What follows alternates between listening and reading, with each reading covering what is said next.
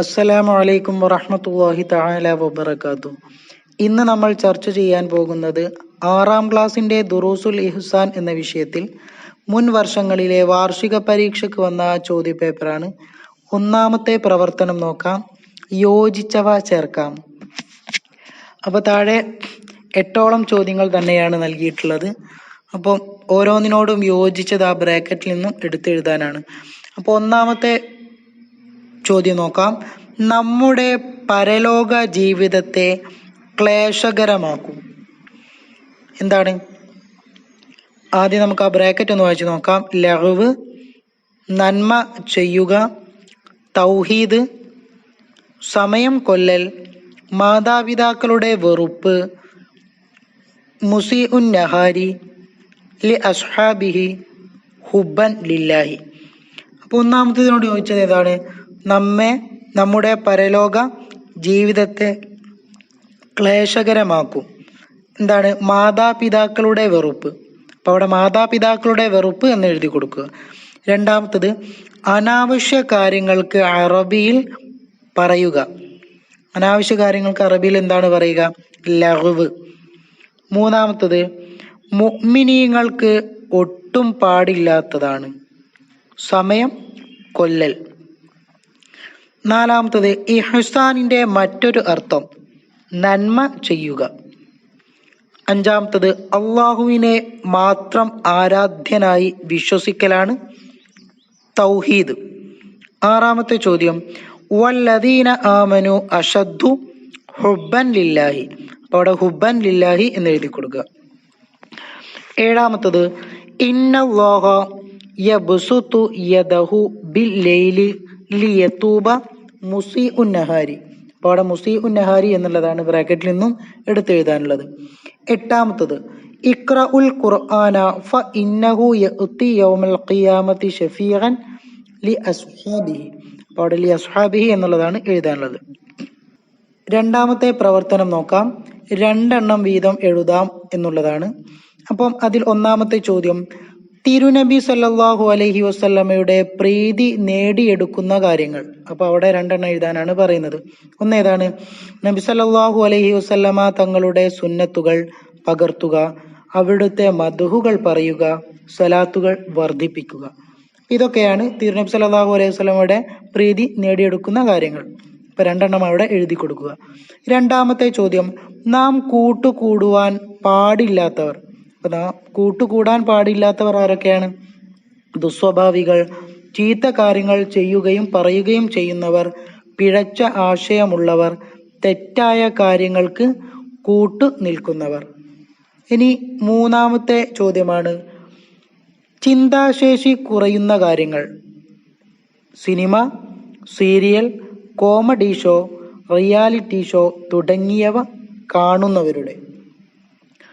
നാലാമത്തെ ചോദ്യം, കപട വിശ്വാസികൾക്ക് ഏറ്റവും ഭാരമായി തോന്നുന്ന നിസ്കാരങ്ങൾ ഏതെല്ലാമാണ്?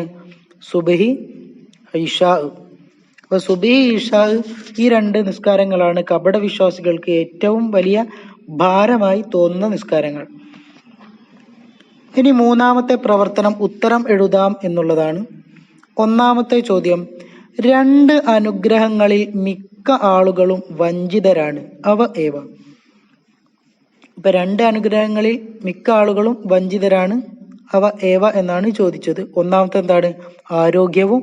രണ്ടാമത്തത് ഒഴിവു സമയവും. ആരോഗ്യത്തിലും ഒഴിവു സമയത്തിലും ഈ 2 അനുഗ്രഹങ്ങളിലും മിക്ക ആളുകളും വഞ്ചിതരാണ്.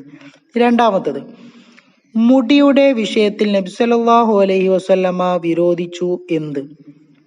ഉത്തരം, മുടി അല്പം മുറിച്ച് ബാക്കി മുറിക്കാതെ വെക്കുന്നതിനെ നബി സല്ലല്ലാഹു അലൈഹി വസല്ലമ നിരോധിച്ചിട്ടുണ്ട്. മൂന്നാമത്തെ ചോദ്യം, ഉലയിൽ ഊതുന്നവന്റെ അടുത്തിരുന്നാൽ എന്തുണ്ടാവും? ഉത്തരം, ദുർഗന്ധവും തീപ്പൊരി വീണ് വസ്ത്രം കരിയലും ഉണ്ടാകും.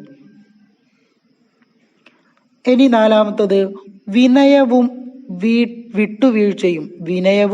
വിട്ടുവീഴ്ചയുമാണ് അടയാളം ആരുടെ?